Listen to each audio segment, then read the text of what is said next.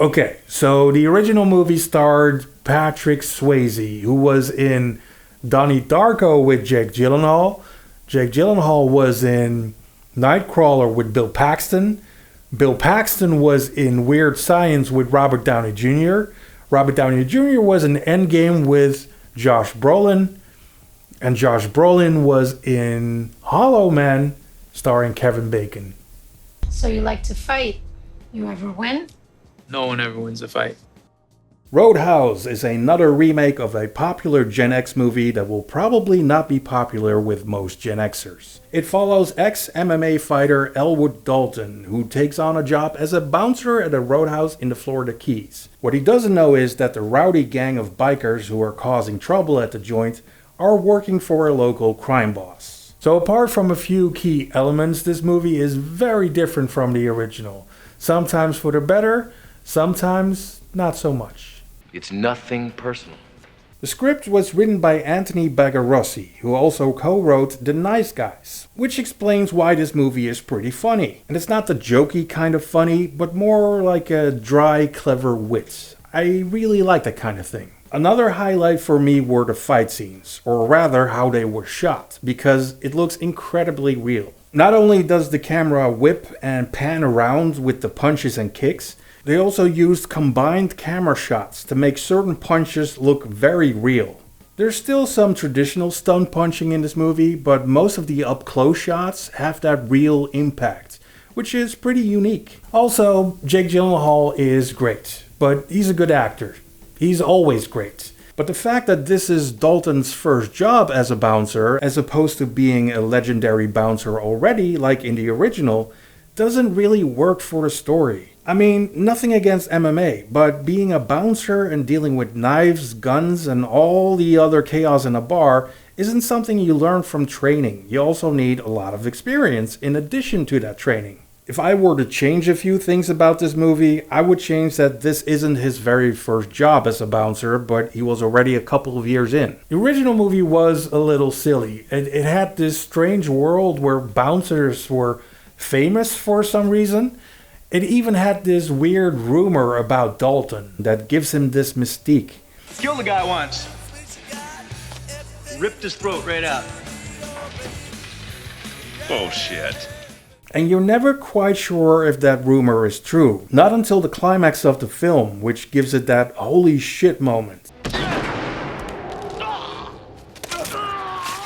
There's a similar sort of thing in this version, but there's no mystery about it. And that takes away some of the tension in this movie. Speaking of tension, a story like this needs a strong villain. And I'm not talking about a heavy. I'll get to Conor McGregor in a bit. I'm talking about a big boss bad guy, which this movie doesn't have. We are told there's a crime boss in prison, but we only get to see his son, played by Billy Magnussen. Now, I like Magnussen. I think he's a very funny guy, but he's not a serious villain. I mean, the original movie had Jackie Treehorn, for crying out loud. This movie needed someone like that, someone with gravitas, just a mean old bastard.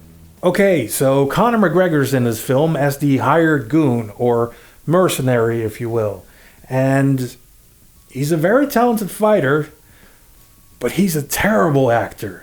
If he was in this movie just to throw a punch, it wouldn't be a big deal because, again, the fight scenes are amazing. But he has dialogue and everything, and whenever he's not fighting, it's not the best. I know it's a big deal for him to be in his first movie and all, but his acting is distracting. Hey, that rhymes. Also, I thought this remake could have used a Sam Elliott character, who acts as a mentor and sort of an older brother to Dalton. Can you imagine someone like Keanu Reeves playing the part of Wade Garrett? But again, this can only work if there were both famous bouncers who have worked together before. And this movie cut that character from the story. I do like this remake, but there's a lot of unnecessary stuff in the script, and most of the secondary characters are very one-dimensional. Also, Dalton doesn't really fix things at the Roadhouse. I mean, other than the violence, of course. When Patrick Swayze walked into the Double Deuce for the first time, he immediately noticed someone from the staff dealing drugs, someone stealing from the till. He fires another bouncer for being too aggressive. And later in the film, that Roadhouse had visibly improved. No more chicken wire, The lighting is better. I know this might seem nitpicky, but these little details matter. They make a story work. And they can even solve a problem in the scripts, like a corrupt police force. That was a big deal in the original movie. It's a small town and the cops are corrupt. So, why don't you call the feds? I can call a friend in Springfield who works with the FBI. You gonna take the stand against him?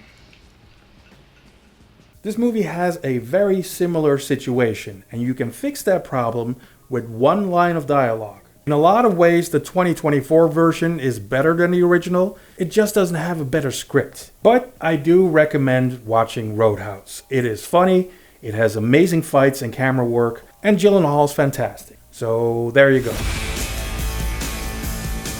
Okay, 6 Degrees of Separation with Kevin Bacon, Keanu Reeves. Keanu Reeves was in Speed with Sandra Bullock. Sandra Bullock was in Speed 2 with Jason Patric. Jason Patric was in The Lost Boys with Kiefer Sutherland, and Kiefer Sutherland was in Flatliners with Kevin Bacon.